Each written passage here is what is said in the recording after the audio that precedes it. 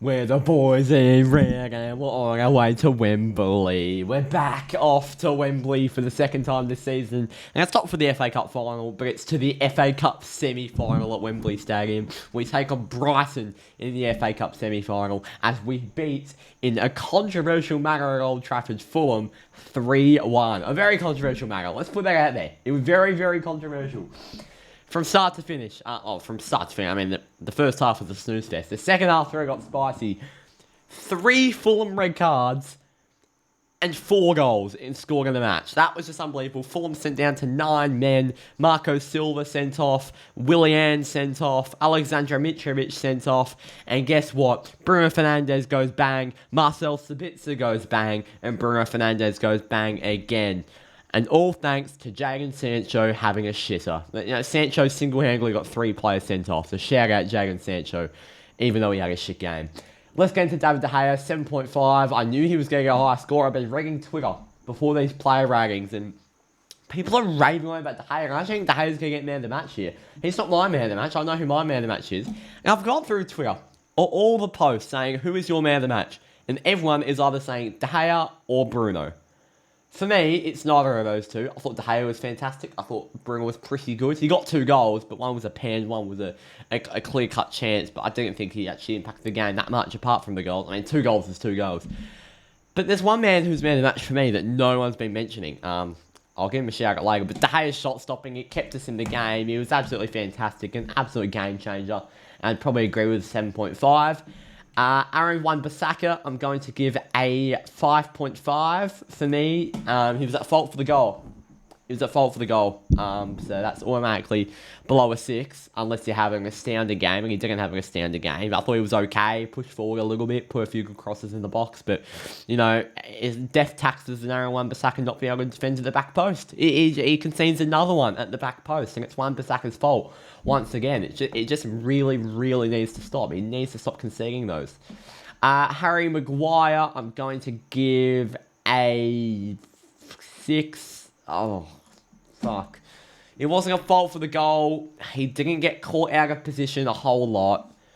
But I think he was okay. I think it was a serviceable 6. But I prefer Lindelof 1,000 times.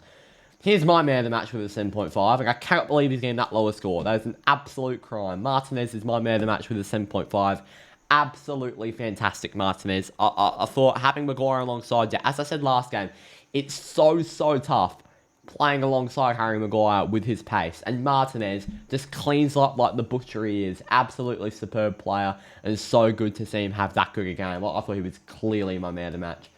Luke Shaw also gets a 7. Very, very surprised about that one. It looks like my ratings are way off everyone else's ratings.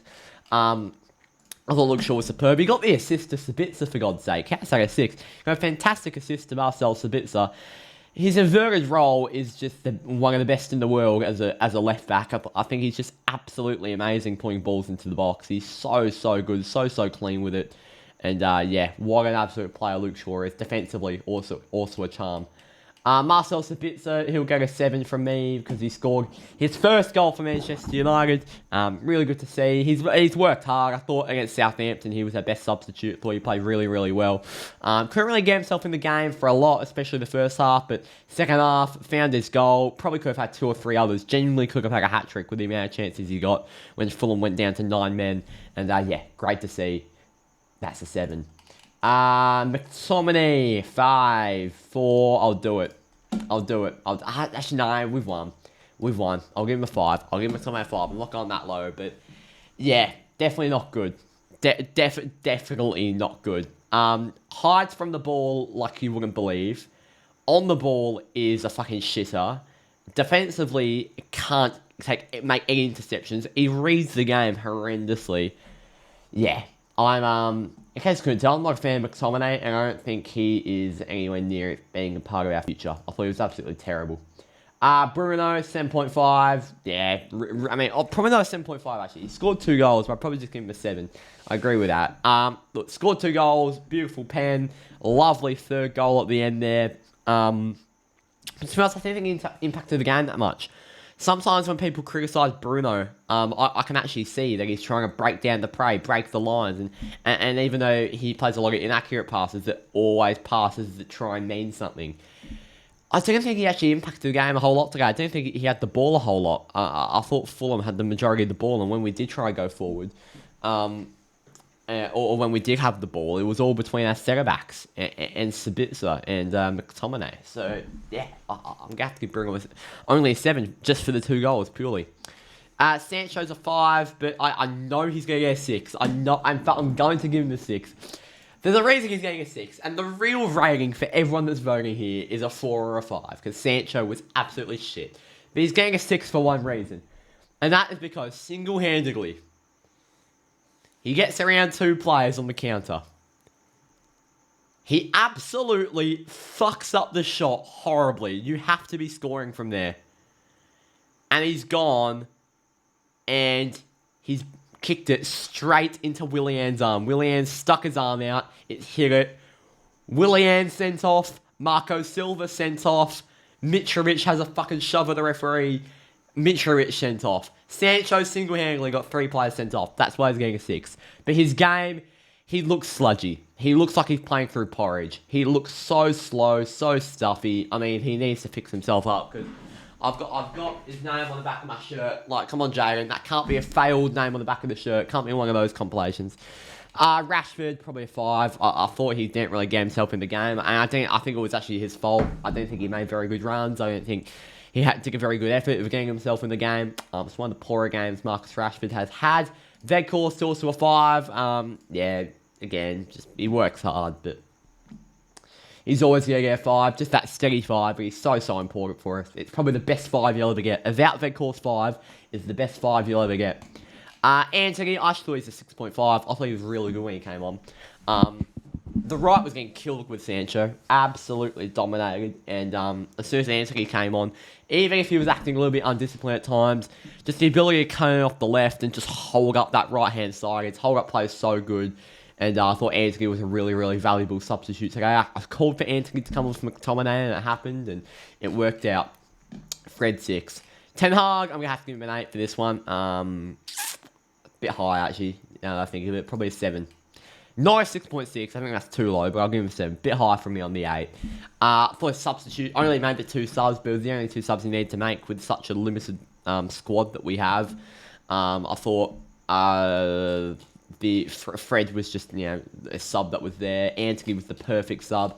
The team selection was good, although I know why. I know why he's starting Maguire, because he's captain, but I just prefer Lindelof. Can we get Lindelof back in there when Varane isn't playing?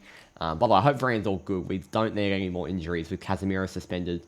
We don't need any more injuries with Casemiro suspended. That is 1 game down without Casemiro, and we get the win, and we're through to Wembley. So, 3 more games to go, then we'll get Cass back.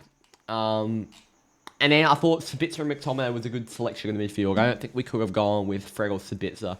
I thought I could have been tempting for him, but the physicality in there just would have been nowhere. So although McTominay was shite, he brought physicality and he brought a presence in the midfield. Even though he hides away from it, he's got a body that people don't want to pass into. So I thought McTominay was the right selection, even though he was shit. Submit my vote. It's going to be De Gea. It's going to be David De Gea. I can just feel it. And it is. 51% of the vote gives it to David De Gea. I am mind-boggled with the low score that Lisandro Martinez has been given. I thought Martinez was the best on the pitch. That's the fans' opinion, I guess. Thank you all for watching. Up the Reds. It's an international break now, unfortunately, which is very sad to see. But we then have, coming up, Newcastle away, Brentford at home, Everton at home, Sevilla at home. We've drawn Sevilla in the Europa League. Forest away. Chelsea at home. A lot of games coming up. I'll see you all then. Can't wait for this season and the rest of this season. And let's hope this kickstarts another good run of form that we need to get ourselves back into. Cheers.